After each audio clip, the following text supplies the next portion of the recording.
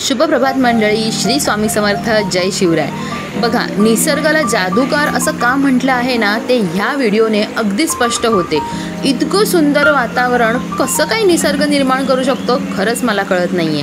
आता ह्या सुंदर वातावरणामध्ये माझी इच्छा झालेली आहे माझी फेवरेट डाळ बनवण्याची। आता ही माझी सिक्रेट रेसिपी मी तुमच्याबरोबर सुद्धा शेअर करत आहे। आता एवढं सगळं साहित्य आपल्याला डाळीसाठी लागणार आहे बरं का। खूप सुंदर होते ही डाळ आणि माझी खूप आवडती आहे आणि ह्याच्यात की इन्ग्रेडियंट आहे ही कसुरी मेथी। चला तर मग एका तेलामध्ये आता मी राई, जिरं, थोडं अर्धा चमचा आणि लसूण फोडणीला टाकत आहे। आता हा लसूण मी पूर्ण खरपूस होईपर्यंत भाजणार आहे। नाही का, आपण हॉटेलमध्ये गेल्यानंतर सुद्धा खरपूस लसूण आपल्याला सुंदर लागतो, तसाच या डाळीमध्ये ह्या खरपूस लसणाची फोडणी खूप सुंदर लागते। मी टाकत आहे आता हिंग ह्या कारणासाठी की कुठलंही ह्याच्यातलं जिन्नस हे पोटाला लागू नये किंवा ॲसिडिटीचा प्रॉब्लेम होऊ नये, म्हणून हिंग is a must in every डाळ। ठीक आहे, चला आता पुढे आपण बघूया। ह्याच्यात मी टाकले आहे मिरची। मी 3 मिरच्या घेतल्या आहेत। आता तुमच्या तिखटाप्रमाणे तुम्हाला कशा मिरच्या लागतात तसं तुम्ही घेऊ शकता। मिरच्या सुद्धा मी फ्राय करते बरं का तेलामध्ये, कारण ह्याचा सर्व तिखटपणा या तेलामध्ये अगदी तंतोतंत उतरतो। आता मी ह्याच्यामध्ये ॲड करणार आहे ती सगळ्यात इम्पॉर्टंट हळद, ज्याने आपल्या डाळीला सुंदर असा पिवळा कलर येतो। त्याच्यामुळे मला जेवढी हळद लागते त्याच्याप्रमाणे मी ॲड केलेली आहे ह्याच्यामध्ये हळद। आता हे सर्व परतून घेतल्यानंतर आता मी आपलं मेन इन्ग्रेडियंट माझं जे आहे कोथिंबीर। खरंच तुम्ही सुद्धा ना फोडणीला कोथिंबीर घालून बघा, हा जो अरोमा सुटतो ना कोथिंबीरीचा, बाजूचे लोक सुद्धा विचारायला येतील तुमच्या घरात काय शिजत आहे, जोकसपाट।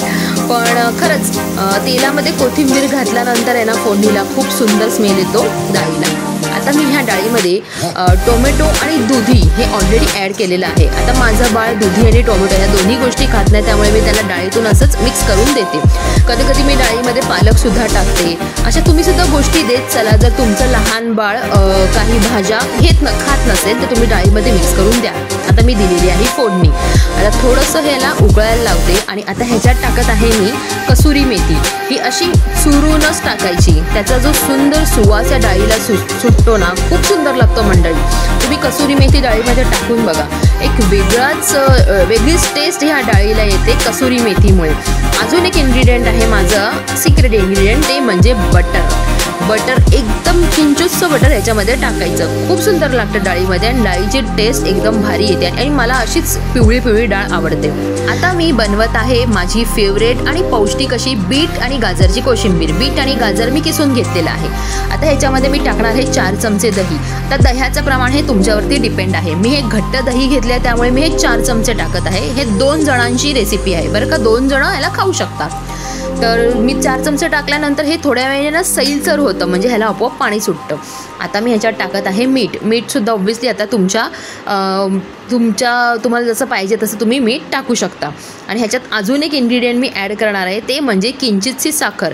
आणि बरं का मंडळी, मगाशी मी जी तुम्हाला डाळ दाखवली त्याच्यातसुद्धा मी किंचितशी साखर टाकलेली आहे। आता मी मालवणी आहे त्याच्यामुळे मला डाळीमध्ये साखर लागतेच।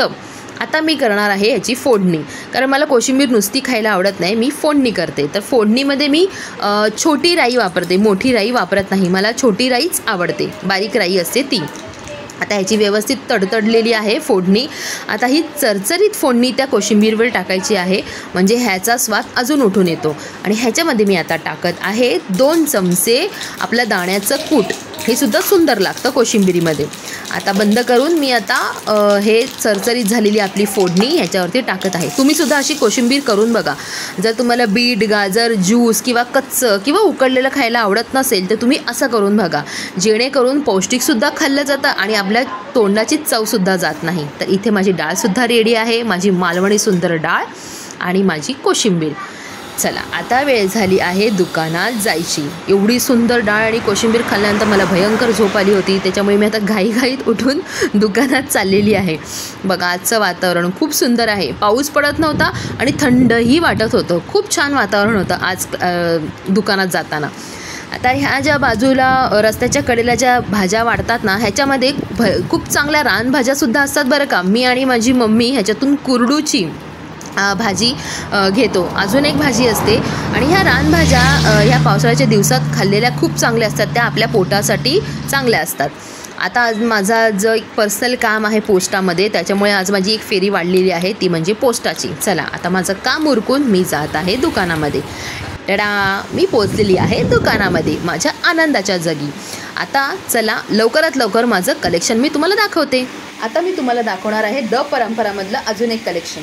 हे बघा, सुंदर असं कॉटन ब्लेंड कुर्ता आहे. तुम्ही पाहू शकता, सुंदर कलर, आणि ह्याचा कलर कितीही वॉश करा जाणार नाही. तुम्हाला आता मी तो पूर्ण कुर्ता दाखवते.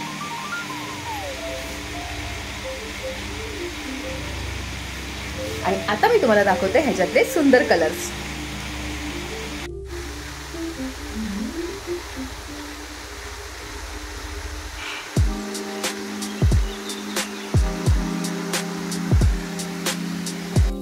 चला तर मंडळी, आता वेळ झाली आहे आपल्या नवीन सुविचाराची.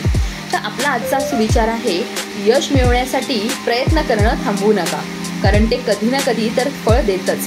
असं खूप वेळा होतं की एखादी गोष्ट मिळवण्यासाठी आपण भरपूर प्रयत्न करत असतो आपल्या लाईफमध्ये. त्याच्यामुळे खूप अप्स अँड डाऊन्स येतात, त्याच्यामुळे आपण हताश होतो, निराश होतो आणि प्रयत्न करणं सोडून देतो. पण असं करू नये, कारण आपल्याला माहिती नसतं की कदाचित ह्या एका प्रयत्नानंतर यश हे आपल्या तोंडाशी असेल आणि आपण ते प्रयत्न करणं सोडून दिल्यावर ते यशसुद्धा निघून जातं. त्याच्यामुळे प्रयत्न हे खूप मनापासून करा, अगदी पेशन्स ठेवून. त्याच्यानंतरच तुम्हाला यश नक्कीच प्राप्त होईल.